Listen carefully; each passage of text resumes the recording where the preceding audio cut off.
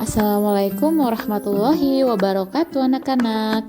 Selamat pagi, semangat pagi.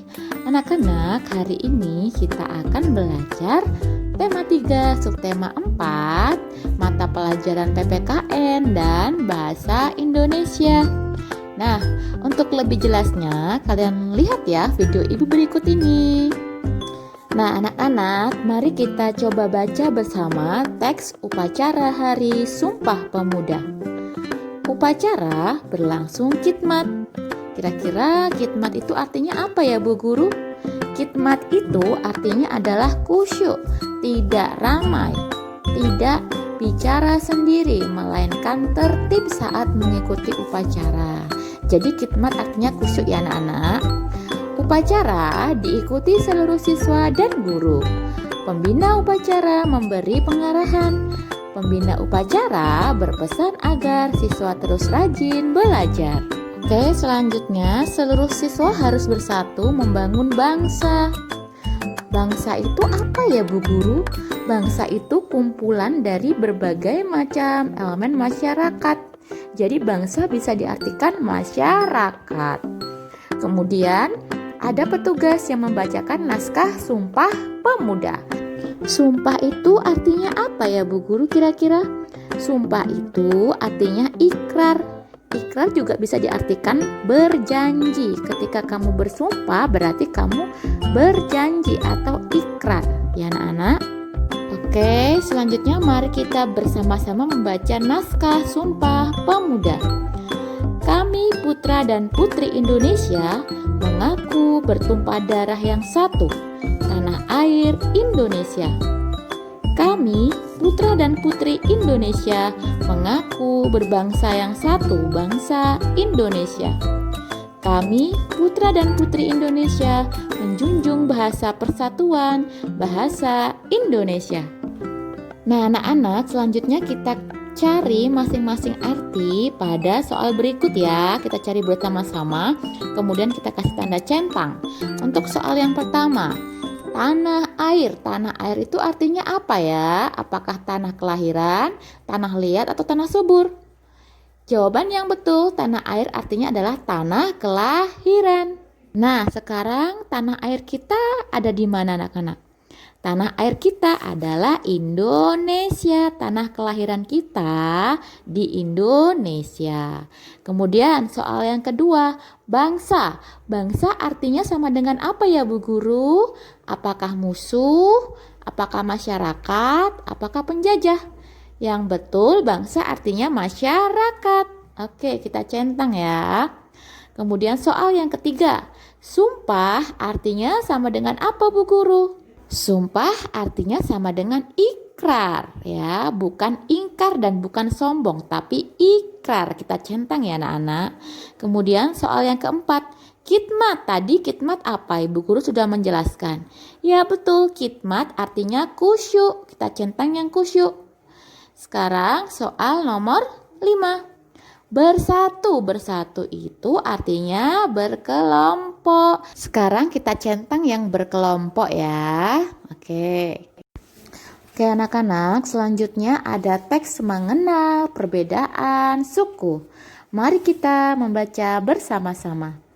Indonesia dikenal kaya akan berbagai suku bangsa. Ada suku Jawa, Sunda, Batak, Dayak, dan Bali. Suku Jawa berasal dari Jawa, suku Sunda berasal dari Jawa Barat, suku Batak berasal dari Sumatera Utara, suku Dayak berasal dari Kalimantan, suku Bali berasal dari Bali, dan masih banyak suku-suku lain yang terdapat di Indonesia. Siti berasal dari Jawa, Beni berasal dari Sumatera Utara. Dayu berasal dari Bali, Leni berasal dari Kalimantan, Edo berasal dari Papua.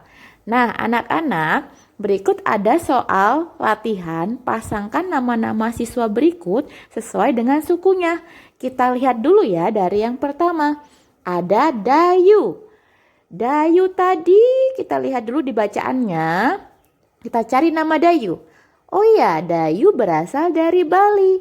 Nah, kira-kira kalau berasal dari Bali, asalnya dari Bali, suku apa ya? Ya, orang yang berasal dari Bali, sukunya adalah namanya suku Bali. Kita kasih tarik garis. Yang kedua ada Edo. Kita cari Edo. Oh, Edo berasal dari Papua. Berarti kita tarik garis Papua. Kemudian yang ketiga ada Beni. Kita cari bacaan Beni. Beni berasal dari Sumatera Utara. Tadi Sumatera Utara terkenal dengan suku apa, anak-anak? Iya, betul. Nama sukunya adalah suku Batak. Jadi Sumatera Utara itu suku Batak. Kemudian ada Siti.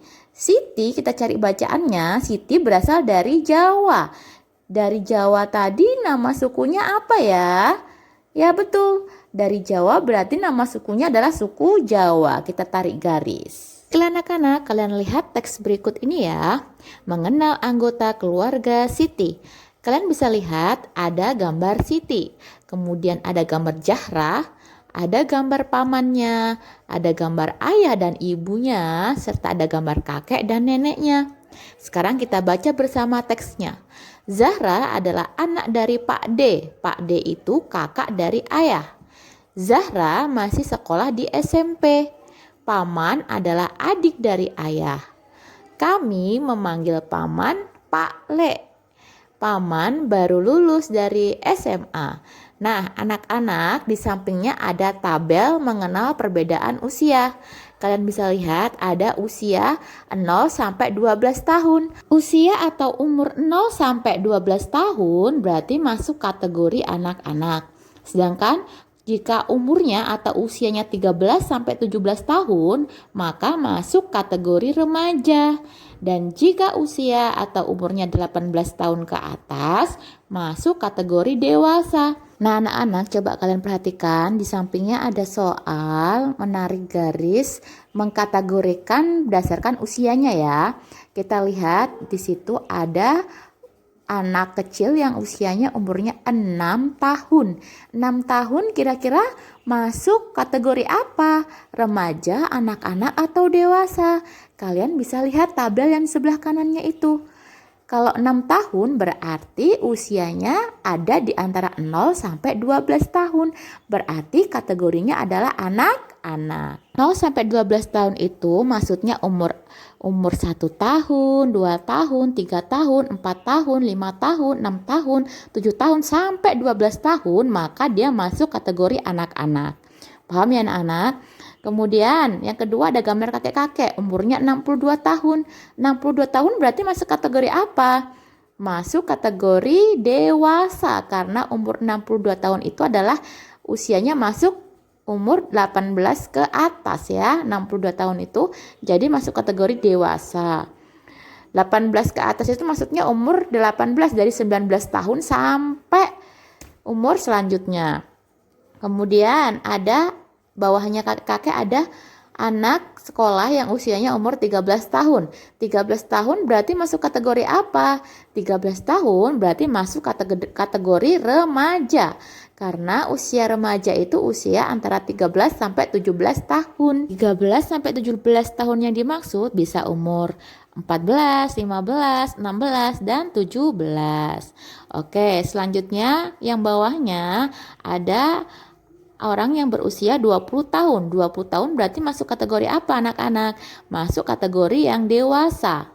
Ingat ya, kategori dewasa itu umurnya 18 tahun ke atas. Karena 20 tahun berarti kan masuk kategori dewasa. Kemudian selanjutnya di bawahnya ada umur 35 tahun. 35 tahun juga masuk kategori dewasa.